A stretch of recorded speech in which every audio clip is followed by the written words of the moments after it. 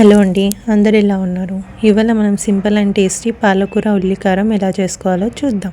పాలకూర తినను అని మారం చేసే వాళ్ళకు కూడా ఇలా చేసి పెడితే చాలా ఇష్టంగా తింటారు. ముందుగా పాలకూర కట్టలను తీసుకొని వాటిని మంచిగా కడిగి ఇలా చిన్న చిన్నగా కట్ చేసుకొని పక్కకు పెట్టుకోవాలి. ఇప్పుడు మిక్సీ జార్ తీసుకొని ఒక పెద్ద సైజ్ ఉల్లిపాయలు 2 చిన్న చిన్న ఇలా కట్ చేసుకొని ఇందులో వేసేసుకోవాలి. అలాగే వెల్లుల్లి ఒక 10-15 తీసుకోవాలి.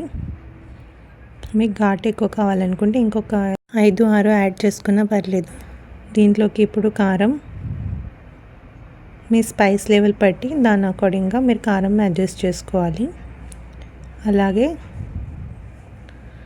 ఉప్పు కూడా వేసేసుకోవాలి. ఇప్పుడు దీన్ని మనం మిక్సీ పట్టుకుందాం. ఇలా మెత్తగా మిక్సీ పట్టుకొని పక్కకు పెట్టుకోవాలి. ఇప్పుడు గ్యాస్ ఆన్ చేసుకొని ఒక గిన్నె పెట్టుకొని గిన్నె వేడెక్కాక అందులో కొంచెం ఆయిల్ వేసుకోవాలి. ఇందులోకి పోపు దినుసులన్నీ వేసేసుకోవాలి.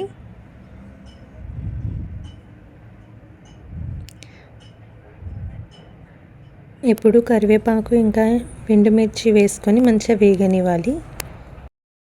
ఇవరక మనం మిక్సీ పట్టుకున్న పేస్ట్ అంతా ఇప్పుడు ఇందులో వేసేసుకొని దాని పచ్చిదనం అంతా వెళ్ళేదాకా మంచిగా గోలనివ్వాలి.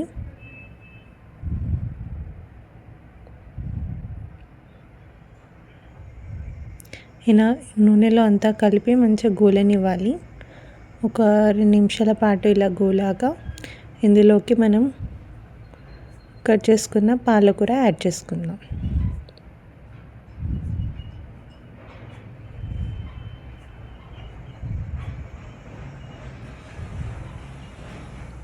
ఇలా మంచిగా గోలాక ఇందులో ఒక చిటికెడు పసుపు వేసుకుందాం.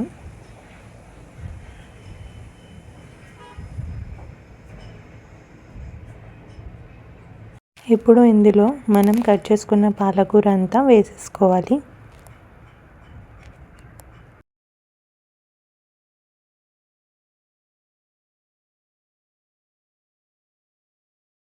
ఇలా అంతా వేసేసుకున్నాక మన మసాలా అంతా పాలకూరకి పట్టేలాగా మంచిగా కిందికి వెళ్ళి ఒకసారి అంతా కలుపుకోవాలి.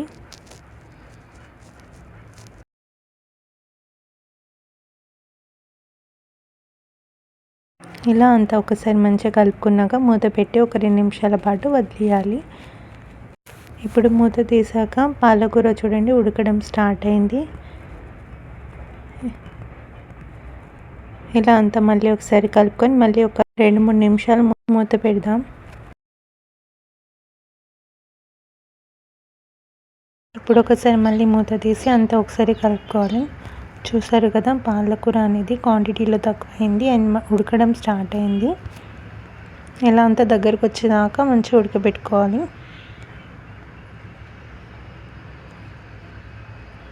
ఇప్పుడు నీళ్ళన్నీ ఇనికేదాకా మంచిగా కలుపుతూ ఇలా ఉడకనివ్వాలి.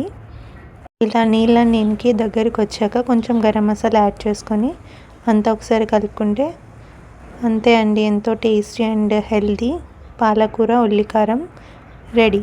ఇలా వేడివేడి అన్నంలోకి పాలకూర ఉల్లికారం కలుపుకొని తింటే టేస్ట్ గుమ్మగుమ్మలాడుతుందండి. ఇది అన్నంలోకే కాదండి, చపాతీలో కూడా చాలా టేస్టీగా ఉంటుంది. ఇలా చేస్తే పిల్లలు కూడా చాలా ఇష్టంగా తింటారు. మీరు కూడా ఒకసారి ట్రై చేయండి. ఎలా వచ్చిందో నా కమెంట్ సెక్షన్లో చెప్పండి.